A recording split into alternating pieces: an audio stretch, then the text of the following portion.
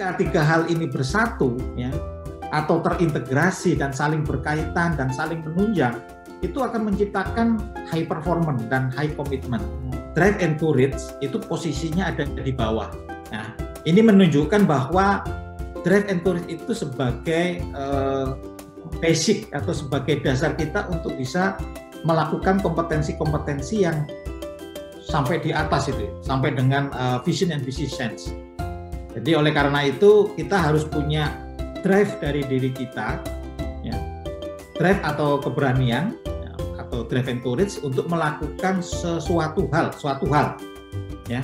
Tentunya ini untuk melakukan suatu hal supaya jadi terwujud.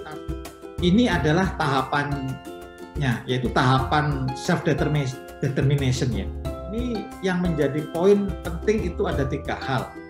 Yang pertama adalah self regulation atau pengaturan diri.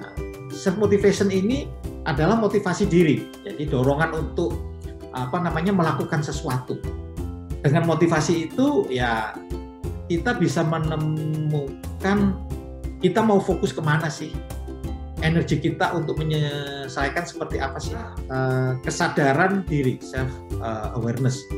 Kesadaran diri di sini adalah pengetahuan tentang karakter diri kita. Drive dan courage ini merupakan basic agar kita dapat melakukan kompetisi-kompetisi lain yang ada di behavior kompetensi. Itu untuk memiliki kompetensi drive dan courage, beberapa hal yang dapat dilakukan yaitu satu, self leadership, kemudian karakter diri sendiri mencerminkan kinerja yang dihasilkan, journey of self determination dimulai dari kesadaran diri.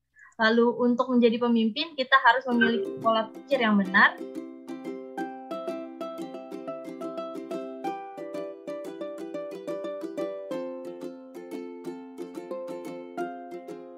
Mesti harus diimbangin dengan rasa respect, ya. Jadi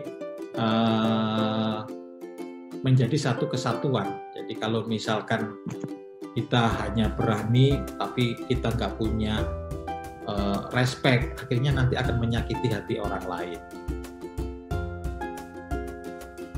Kalau kerjaan metrik itu kan kita punya dua atasan yang berbeda. Atasan nggak satu, mungkin karakteristiknya berbeda.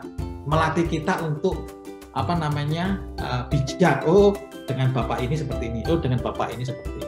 Kemudian pekerjaan banyak, itu tadi itu membuat kita tidak nyaman gitu. Pekerjaan banyak itu membuat kita tidak nyaman. Tidak nyaman itu supaya kita naik kelas gitu. Kalau misalkan, kok banyak kerjaan ya, kok semuanya dilarikan ke saya. Beruntunglah bahwa Anda punya banyak kerjaan. Kalau Anda nggak banyak kerjaan, Anda kurang terlatih dengan maksimal gitu. Kapan Anda naik kelas gitu? Jangan sampai kita berada pada zona nyaman. Nah, zona nyaman itu yang meninabobokan kita gitu. Jadi kita harus mendrive diri kita itu ya belajar sesuatu hal yang baru terus gitu. Karena kalau begitu kita sudah terlalu lama, itu akhirnya kita mau belajar itu malas gitu. Kalau ini kan terpaksa saya harus belajar banyak gitu. Begitu menghadapi bidang yang baru, ya mau nggak mau saya harus belajar. Kemudian saya harus memahami lingkungan yang baru, berkenalan dengan orang-orang baru. Jadi ya harus dipaksakan kita mengambil positive thinking. Positive thinkingnya adalah, wah berarti saya harus belajar ini. Jadi kalau ini Mbak ya ini ya, Fatwa Kenanga ini Mbak ya. Nah, kalau Mbak Kenanga itu ya positive thinkingnya ya mungkin saya harus belajar. Ingat ya bahwa kita dipindah ke sana, kita dipindah ke sini. Itu semuanya sudah ada yang ngatur gitu. Ya. Saya yakin itu bahwa itu ada yang ngatur dan di balik itu ada sesuatu yang memang harus kita lakukan. Jangan disesali, jangan itu ambil sebagai satu peluang gitu. Ya. Jadi karena tangan kita cuma dua, kalau misalkan ada yang bisa dibagi dengan orang lain, itu bagilah. Itu bagian juga development kepada subordinat kita. Kalau misalkan kita punya subordinat gitu ya, ya bagilah ke subordinat sekalian untuk mendevelop mereka gitu. Tapi kalau misalkan itu tidak bisa didelegasikan misalkan, ya tinggal menentukan urutan prioritas. Kita mana yang prioritas utama yang harus diselesaikan, mana prioritas kedua, mana prioritas ketiga gitu. Ya, karena ya tangan kita dua gitu. Ya, itu yang harus siasati seperti itu gitu. Jadi tidak serta-merta akhirnya semuanya nggak dikerjain karena bingung mana yang dikerjain duluan ini. Nah itu menjadi kunci. Ini harus dilatih. Jadi tidak bisa serta-merta gitu. Dari orang yang memang drive-nya biasa-biasa saja, itu bisa dilatih. Tetapi memang butuh waktu gitu. Ya. Jadi caranya ya itu tadi, kita ada beberapa hal yang tadi disampaikan, mulai dari self awareness-nya kita seperti apa, kemudian self motivation-nya kita seperti apa, ya. Kemudian